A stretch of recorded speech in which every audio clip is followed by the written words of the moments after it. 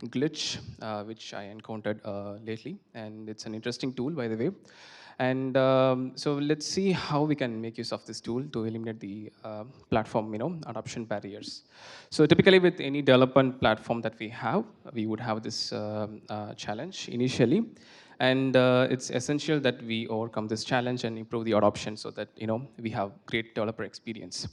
So I'm from the Freshworks developer relations team, and so basically we deal with developers and make them happy, make them meet their end goals. So yeah, we are there to save the developers, you can say. So yeah. Uh, Dealing with developers is fun, by the way. So you would be able to see a lot of personas with the developers, and you get to support them in many different ways. And so this is all about improving the adoption. So and also it involves a story of how we reduce the time to hello world. So hello world is something which we can see almost everywhere, and it doesn't make much of a difference being there as a small simple program that we see. But to me, hello world matters a lot because I see an important metric with hello world. It's what I imaginary call time to first hello world. So basically, any developer who gets into the platform, if they can get to the first hello world in like a really short time, that is a success. And it improves the developer experience, much like how we have CX. Let's call this DX. I think some of you are already aware of this, but this is something which is gaining traction, and this is something which we are focusing a lot lately. So let's start with an interesting poll, by the way. So I always like interacting with my audience and then, having fun with them. So if you all could help, I'm going to throw a really tough question at you all. So I would like you to join here. So basically, you can use your mobile phones, laptop, anything that you have, and you can connect into this. So let me know once you are there. We can start the poll. So it's Slido.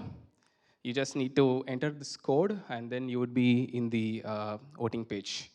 So I have two tough questions for you, and we will see the results live.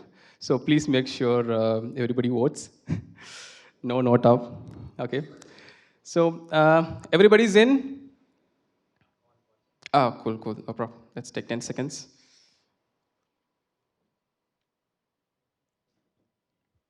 And it's a tough question, by the way, so prepare yourself, brace yourself.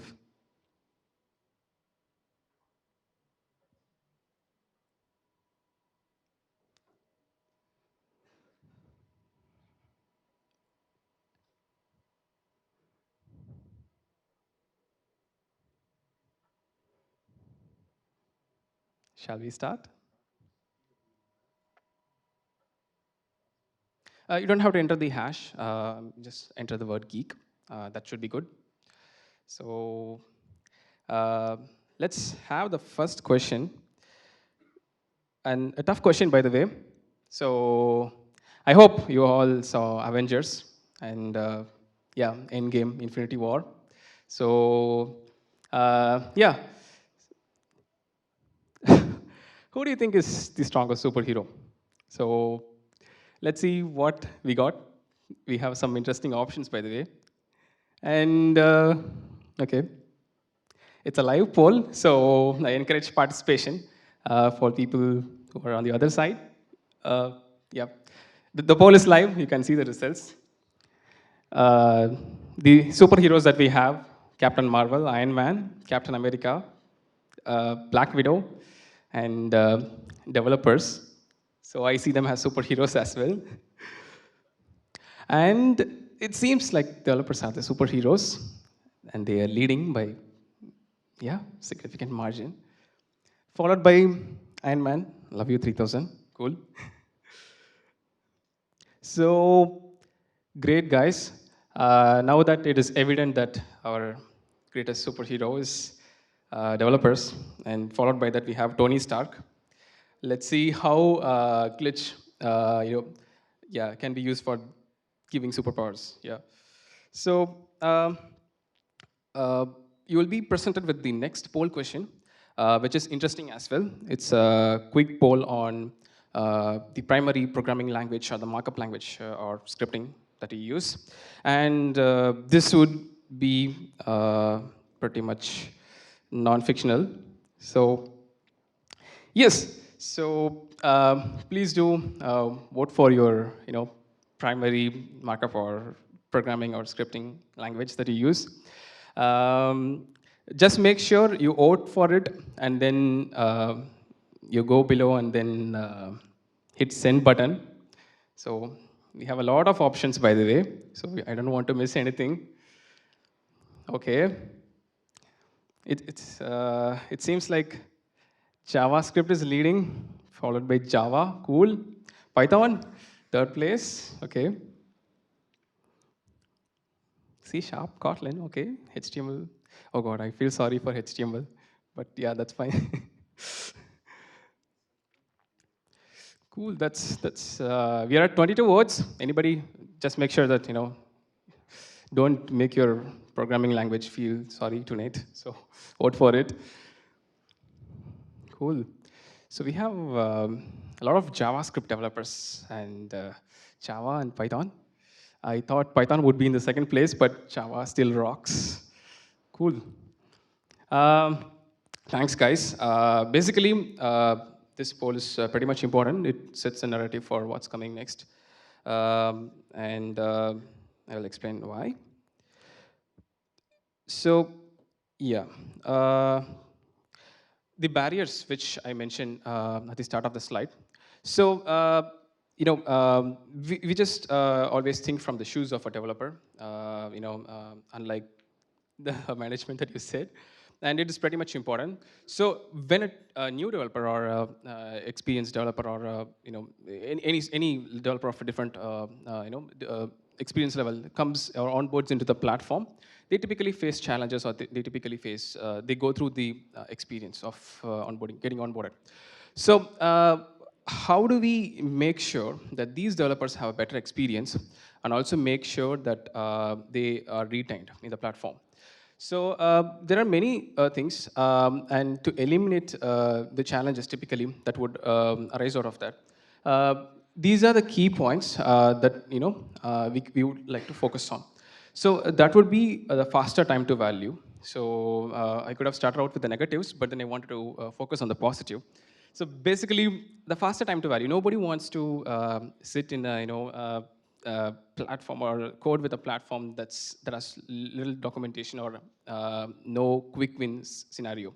So anybody who has done the, so how many of you, I think a lot of you would remember your first Hello World moment and or the first moment when you started to write something and then it gave you the chills and you still recollect it, right? So we want to provide that experience to developers as well, and it's in different many forms. So faster time to value here is making sure that the developer understands whatever the feature that is being listed here. So if it's going to be database or whatever feature that your platform offers, they should be able to go through it and then be able to understand it completely. So that is one important thing.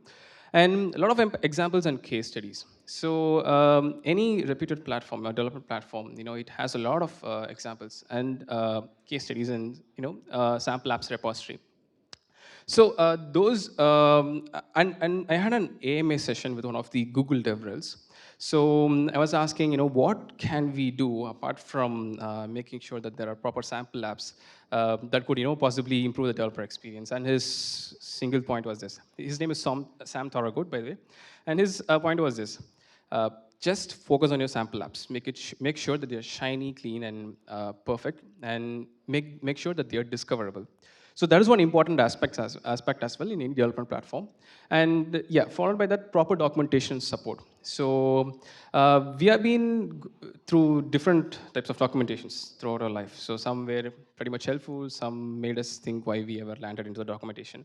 So documentation is pretty important, and so is support. So what are the options that the developers have? And that's where developer relations plays a huge role. So we don't want to make them feel strange or lost. So support is also an important thing. and libraries and SDKs. So they are very important to any developer platform. In fact, a lot of things hinges on that. And speaking of SDKs, to be specific, we have one demo as well on how we use Glitch to repurpose our SDK and cut the time to value. So all of the above points, the developers might face a lot of challenge, but if we ensure that we, deliver these values, it would obviously lead to a great developer experience. So why does developer experience matter at all? Uh, so I have a simple, diagram which explains why, and yeah. So great developer experience is as important as maybe CX as well. And why is it important? Because your developers would be happy, and developers is what is shown there. But I call them the would-be platform evangelists and advocates. So if your developer platform is offering a lot of help, and if it's as smooth as butter, when they get onboarded, they automatically become your evangelist. So it's kind of like the typical Android and iOS wars. People who have the iOS, claim iOS is the best, iPhone is the best, and the Android people, they fight back and saying Android is the best, and it's kind of like that. So if your platform is good, would automatically created new evangelists and developers and developer advocates who would be leading the line. And this, obviously, happy developers, they translate to great developer platform adoption, and thereby you have great apps. So this improves the quality or any metric which surrounds your marketplace or developer platform. And this is pretty much important that we, and any developer platform would ideally go through this cycle. So unless until they are, forced to develop or something like that. So this is a very simple flow that we can keeping in mind, with any developer platform that we can possibly imagine of, where we want the adoption to be increased as well. So yeah.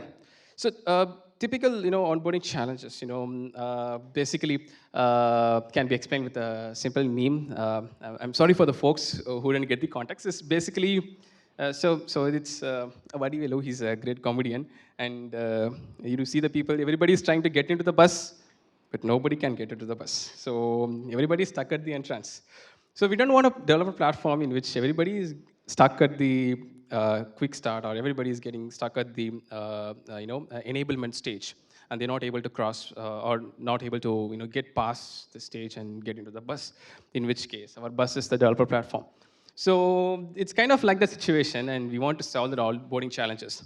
So as a part of this in Freshworks, we were analyzing the ways that we could improve, and we came up with a lot of things to improve developer documentation, to build a strong developer community, and then we touched the gold domain, which is the sample apps.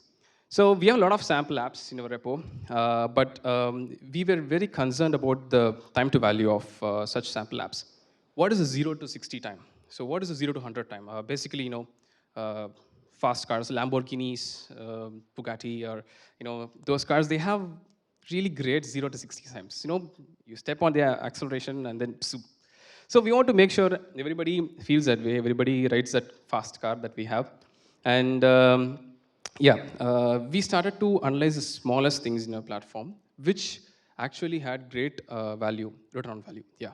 So the key things that we started on the small things actually that we were focusing is they weren't something big, but they were something small, but they had huge value attached to them. So starts with something simple, as you can see. So how quick is our quick start, basically? So we all say, okay, it's a quick start, it's a immediate thing, and but we fail to measure how quick they are. So are they truly quick? And if they are, how? So that is one thing we'll be seeing. And are Hello Worlds truly welcoming? So we have a lot of Hello Worlds. And don't mistake me, Hello Worlds, they don't have to be the typical C program that we saw. It could be any sample app that we have, any small app that lets a developer go from 0 to 1 is considered a Hello World in our case. So are Hello Worlds truly welcoming? In which case we see, do they improve the developer experience? Do they make the developer feel like they want to use this platform for development? And discoverability of examples and sample apps. So we had a lot of sample apps, but are they discoverable? And if they are discoverable, are they like really usable? And how do we go about that? So these were the small things that we wanted to focus. And then when we were doing the analysis, we stumbled onto a product called Glitch. So Glitch is basically from the folks who created Stack Overflow, Trello, and other products, Fog Creek products. So we stumbled onto this, and then we were pretty much confused on what to do. Basically, we knew that it has potential, but we didn't know how to tap into it. So on a high level, before we jump into the demo or the play along sessions, this is basically Glitch. So it's a very simple tool that can be used to create web apps. And yes, you may ask, there are a lot of web tools to create web apps. So what is special about this? So you can think of Glitch like this. It's a micro instance with a with an IDE. So it's primarily used for Node.js and JavaScript development, and it's a tool of choice that can be used for developer relations folks as well. So if you have a sample app, or if you have a hello world, you can throw that into the Glitch app that we have, and you can immediately start to showcase its value, or you can immediately use to show the outputs. It's kind of like the code pin, and it's kind of like the JS fiddle stuff, but with a powerful instance attached to it and an IDE front end. And it lets you add embeds. So basically, this ties to the onboarding experience as well. So for documentation, blog posts, tutorials, we use Git embeds by default, the GitHub embeds. And Glitch can also be used to embed these source code, and people will also be able to edit that in real time. So it also offers a collaborative editor. Remember, I said that it's an IDE with a micro instance attached to it. So it's a collaborative editor, which means you can do live coding with the audience, or you can also have webinars based on the Glitch IDE, and you can also use it in the in-person events, as you would see how it can be used. So it also offers a feature called Remix. So all of you would have heard about fork, the Git fork, but this is something similar to a fork, and it's a remix feature, by the way. We'll also see how we can use it. And it also offers Git import and export. So any report that's in GitHub can be imported and exported as well. So we have that capability as well. So without much theory, let's jump into what Glitch is. So this is something which Glitch offers out of the box. They offer starters. There are framework starters and platform starters. So those starters can be used to build the apps almost immediately, and they offer pre-configured set of apps, which means if you are a developer who is going into Glitch and then starting to develop apps, you'll be able to get that running in like seconds. So that is pretty much on the theory. Before we look into how we shorten the process, I would walk you through how Glitch looks. So, by the way, so we are going to Glitch, and I like the way that they have these strange smileys and stuff. It looks a little bit different. It stands out, but then I like it a lot. So basically, any project in Glitch can be created, through the new project button, as you might know, and it offers a bit of starter templates. So Glitch, again, reiterating, is great for Node.js and JavaScript projects. It also has a powerful IDE connected to a micro instance in the backend, but that doesn't limit Glitch's capability. So it can also be used for creating a lot of different sample apps that you might wish. For example, you might have Python with Flask that can be run, and you might have Go, Java, even they do even support Java, and pretty much yeah. So let me try to.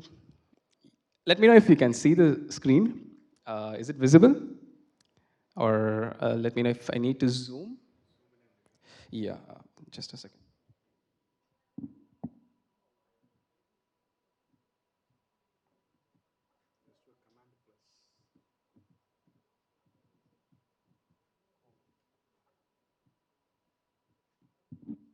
Okay, it's visible. Yeah, I think that would be helpful. Thank you. Just a minute, guys. I'll just switch my mic.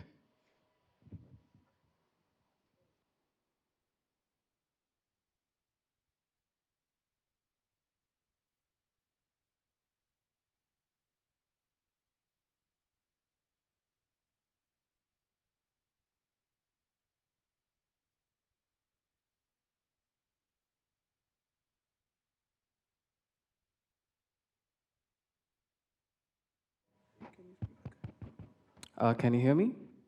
Okay, it's cool. It seems to work. Let me put this in my pocket. So as you see, guys, this is the Glitch IDE, which I said. So we are on a new project. We are starting from the scratch. And if you see here, we have this very simple web IDE, as I would call it, and some boilerplate code. So if you look at it, you have this simple Java HTML5 app with basic JavaScript thrown into it. But this, as you see, lets you run the app as well. So for example, you can see the preview almost immediately. And any change that you make is automatically visible. So basically, the simple hot reload feature, nothing much, seems like code pen, nothing much different, right? So at first I was confused. Okay, fine. What is the difference between Glitch and CodePen or whatever tools that we have? It offers the same thing and not much of a value add. So I wasn't much surprised until I went into the full page console. So it's where things get interesting, and each glitch instance has, as you can see, a Linux instance, attached to it. So pretty much, and by the way, its memory is limited to 128 MB as of now. You can upgrade, if you want. But when you see this console, you know that it offers a lot of possibility. It's not just the JavaScript thing that you're going to do. I don't remember seeing any code pen having attached complete Linux instance. So my monkey brain started to think, okay, now we see a console, which means there is possibility. There is things that we can do. And the cool thing about this is, before we get into the actual stuff, you can also use it in many different ways. So any app that you build in Glitch can be added as embeds, as I mentioned. It can also be shared as a live project. For example, you just need to share this link. You can share this link. So the instance, it's spun up every time you hit the link. So basically, it's like a Lambda invocation that we have. And yeah, you also get to customize the URL as well.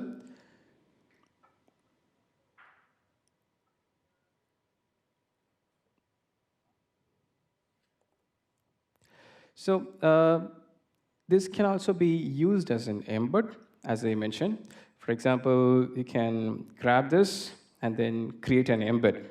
So as typically as developer relations, or in any development platform, you would have a lot of developer tutorials, or you might have a lot of code labs or some sort of training or onboarding course that you have for developers.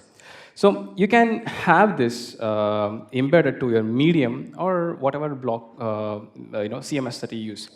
So in here you see a Medium post. So this is my draft Medium post that I have. It's you see that it's having a embed. And by the way, this is a different glitch app, not the one that we saw, but it's an embed. So I could view the source directly from here. So for example, if I hit view source, right from my blog, just within my blog, I can navigate into the project structure, and then I can have a look at what's inside the project. So typically, the app that I'm showing here is a boilerplate fresh chat app that we have, and it's hosted on Glitch. So with the embeds, we have the Glitch app the complete glitch app shown here as a part of the blog post. And then it also gives the opportunity to remix it. So remember I said that it offers remix capabilities, so that's it. So basically remix is creating a version of this project for yourself to play with. And it lets you fork which is already existing. And while you remix the project, it also carries or it also inherits whatever the configurations that were done in the previous glitch app, and then it uses that in the new glitch that you created. And if you see here, this is the new glitch app which is remixed, and this will be available in your glitch account. So you can start playing with this glitch account, create new variations, and then share it with the developers or share it with the support team, and then they can hop into the project, and then they can start supporting you, or maybe offer help or directions as well. So as a part of this, let's do one fun experiment as well. So maybe this would require a laptop from the participants. I will show how we can collaborate in real time, and then play around with the glitch app that we have. So it's going to be a bot, and let me show that as well.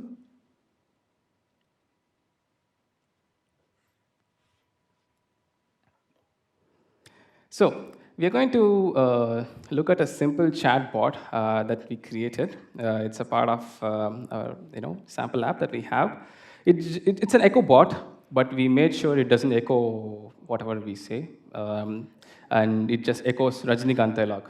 So if you have a chat with the bot, let's say you say hi, and the bot replies with something interesting. I didn't type, so the bot does. So if you know what the dialogue is, it's Rajini's favorite or his hit dialogue, Envali Tani Vali. So how many Rajini fans here? How many Rajini fans? I see immediate rise of fan. Okay, 1, 2, 3, 4, 5, 6. Okay. So I would want your help with creating the dialogues. So you're going to work with me live. So we are going to collaborate on this Rajini project that we have. So let's see how we can start working on it. So I will share the glitch URL. So we are all going to edit it. Just a second.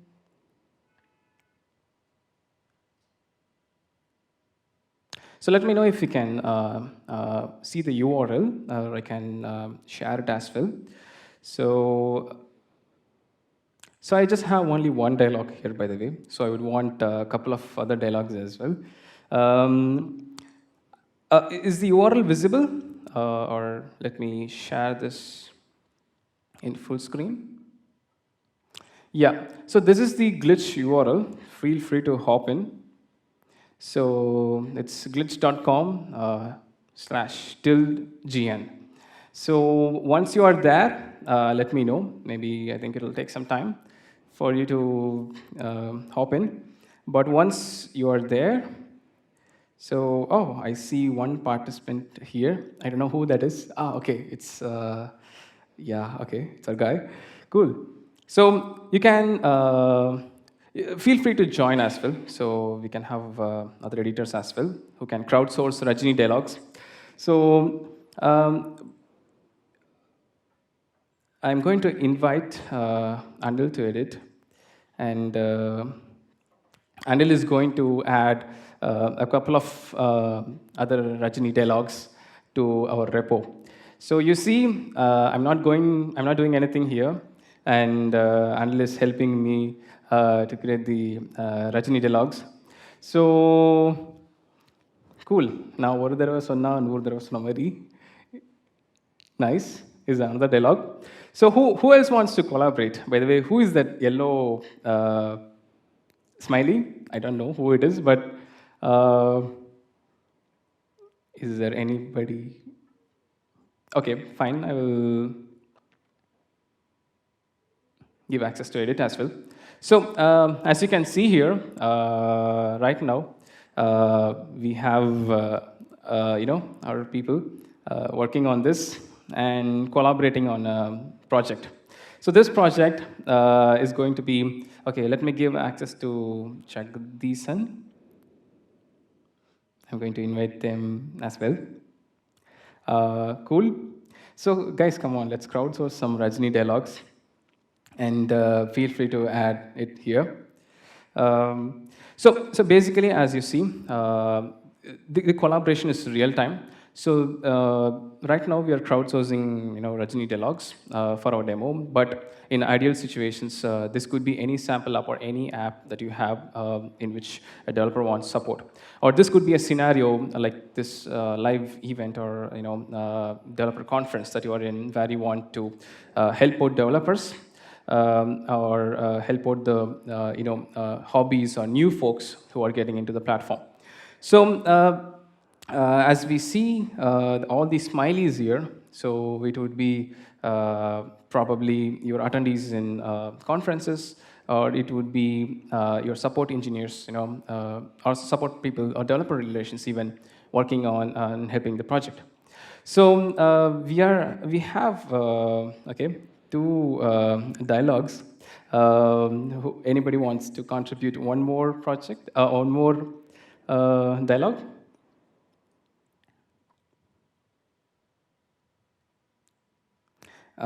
Thanks.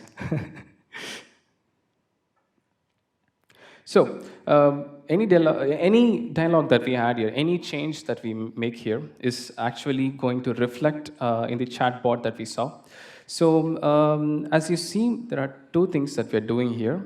So one is we are actually demonstrating a product API, which is the fresh chat, by the way. And we don't see any dependencies, on our side. No huge dependencies here. You have a glitch project, you have interesting folks, and then you start building projects just like that.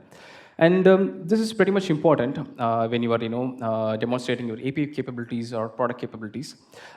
Typically, the time to value is much faster.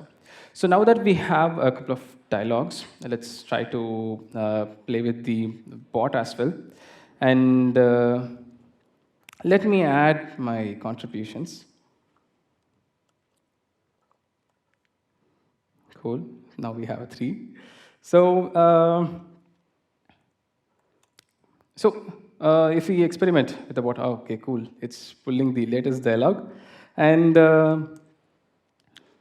as you see, by the way, it's cool. Yeah, it's a random dialogue which is being thrown every time when we work on the project. So as you see here, we didn't do much.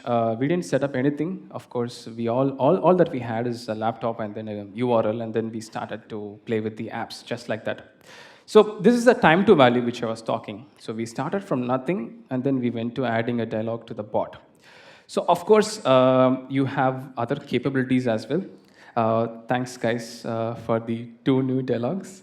So as we see here, it's pretty much easy to get started, and we can also work on different things as well. So the collaboration can happen, between multiple people, and then we also can tweak the APIs that we use. So this is one use case on the collaboration editing stuff, which I said, apart from the embeds that we saw here. So all of this sounds cool, but how did we actually slash the time for the other apps that we had? So with the case of SDKs and libraries, we have our own SDK as well. So it's the Freshworks developer kit that we have, and we had a crazy idea. So basically, if you jump into the presentation, we had this flow typically. So this is with respect to not just the APIs, but with any platform apps that we develop. We have the SDK, and we go through this process of having the general prerequisites, installing them, and validating the installation, cloning, configuring, run the app using SDK, fork, publish, and yeah, repeat the exact. So it's kind of I would say it is good, but then it doesn't. Things can be improved. So we had room for improvement. So what happened after we used Glitch is we actually boiled it down to two steps. So typically to say, and in certain cases, the first part was completely optional, like how we saw for the Rajnikant bot. The first part was totally optional, and all we had to do was remix the app. So you grab an app, remix it, and then there you go. You know what the product does.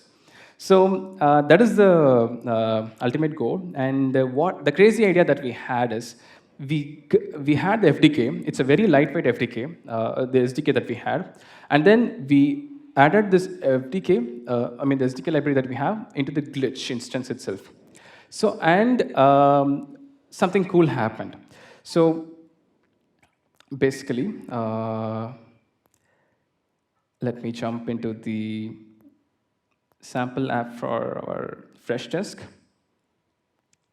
So this is a boilerplate app that we have for fresh desk Hello World, and we have the apps.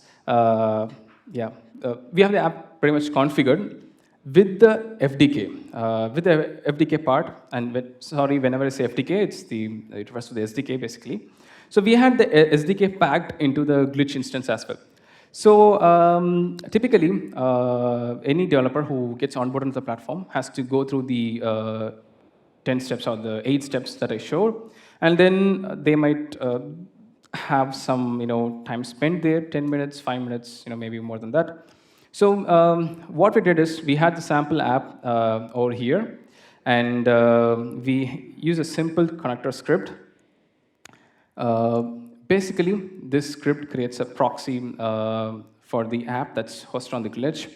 So if you look into the dev console, you would notice that the CLI is running.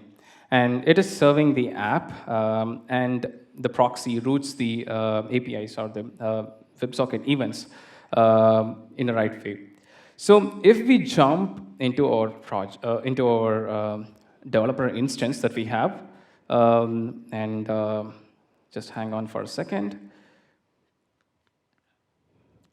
So we were able to get all the sample apps which were hosted on the Glitch to be run in real time without any huge setup.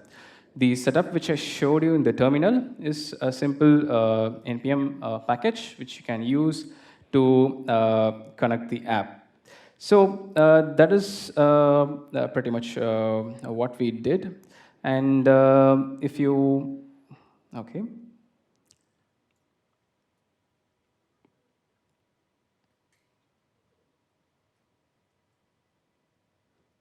So yeah, we are here, and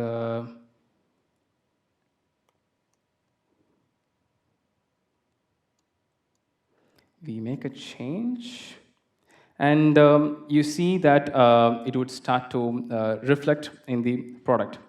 So any change that we make here is served directly to the product, since we have the FDK sitting in the Glitch and working with the product tandem. So let me open it side by side,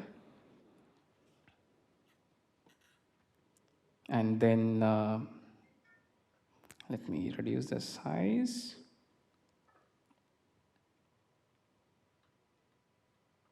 So as you see, okay, the other side is too small.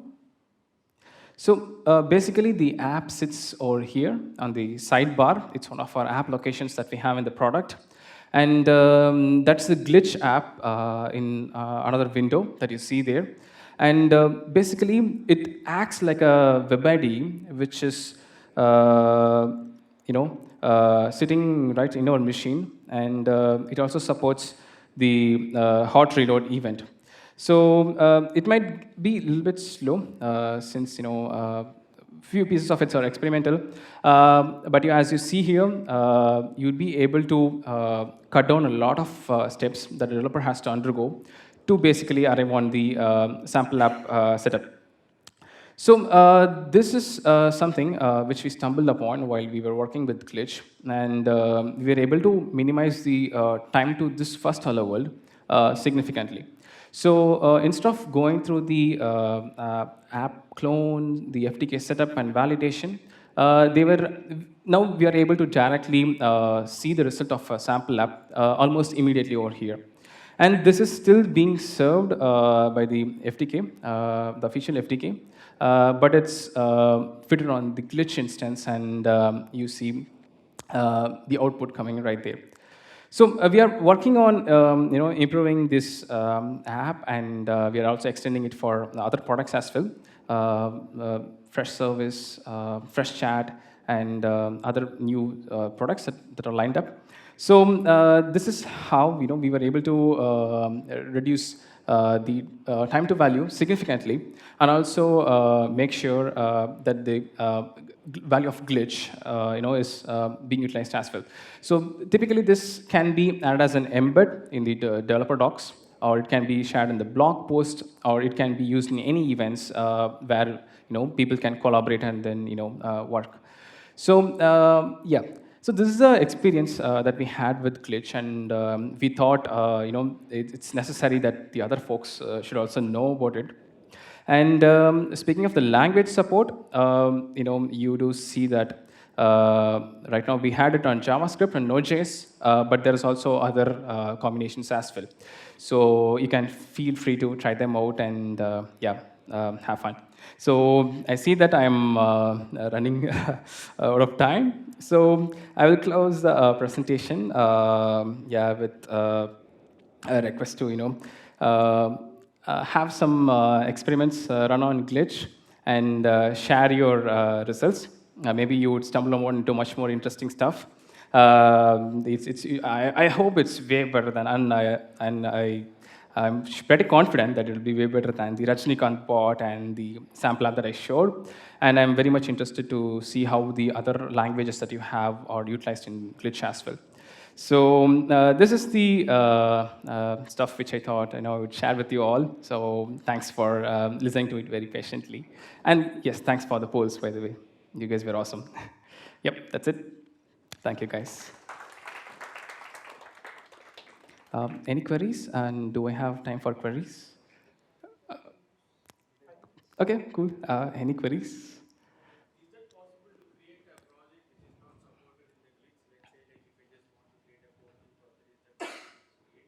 Mhm. Basically, we can think of Glitch as a micro Linux instance. So with a limited memory, 256 MB of memory limit. So whatever can be fit, whatever can be remixed or developed with that memory constraint can be used. For example, this is one list which shows the list of projects which can be added. And as you see, and yes, I do know that there are a lot of Java people here, JavaScript people, and Python, as you see here. So it can also be used inside Glitch, and it can be presented to yeah, the new developer audience, or can be embedded as well.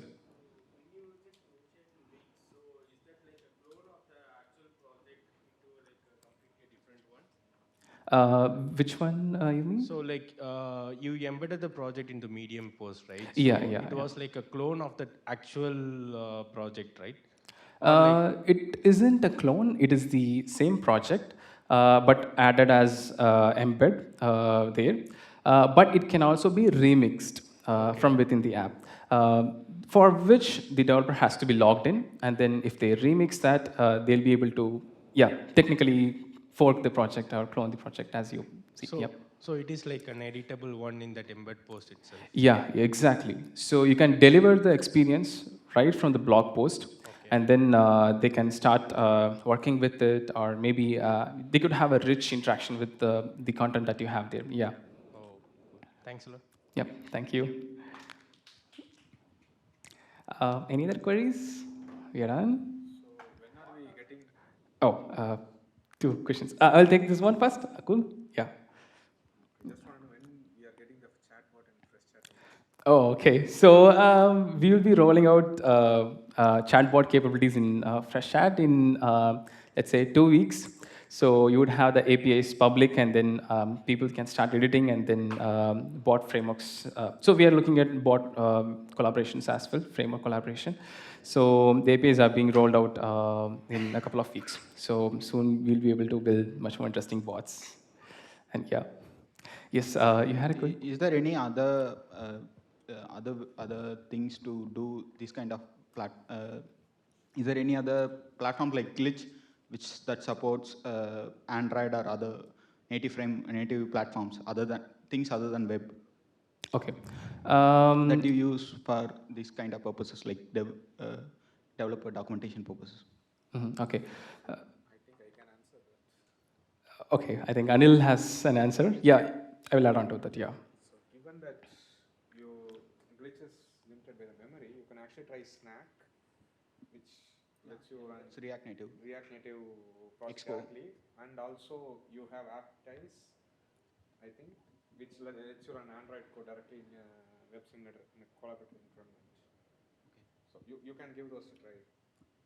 Yep. So as we saw here, Glitch is limited by the memory that we have. So there are typical alternatives like C9 that AWS offers. But with respect to maybe mobile-specific applications, I'll get back on that. So with respect to Glitch, it's constrained by the memory. So its prime purpose is targeted towards building web apps and yeah, JavaScript-based applications. Apart from which, you can also play with Python or other few language options as well. Yep. So apart from the default instance which is associated with this glitch app, can you also associate it to an EC2 instance? This capability, I doubt, is not available as of now. So Glitch offers its own API, instances.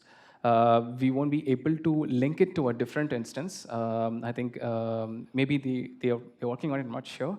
But as of now, it's limited to the Glitch infrastructure that they have.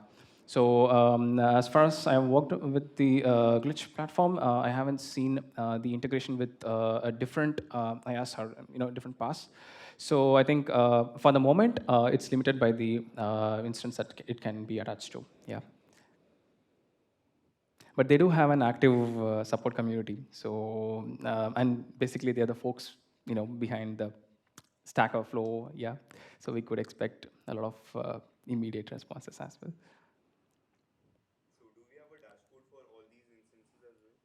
Yeah, we do have complete dashboards. In fact, we could also run metrics on this. For example, if I jump into my glitch, it would show the list of projects that I have. It also shows, you can also have teams. Basically, it's something like GitHub organizations. So, for example, I have Freshworks organization under which I have the projects listed down, and you do also have metrics associated with them. How many of them remixed? How many of them viewed the app? And then how many collaborations took place, which in turn can be used for the business as well. When we are supposed to produce the numbers and justify the work that's being done. Yeah. Cool. Cool. Yep. Thanks, Suraj. Thanks all. Sorry for running out of time. Yeah. Thanks, guys. You are all great. Yeah. Thank you, Hemchander. So next up, we have Jawahar Babu from ThoughtWorks. He's going to talk on memory safety in Rust.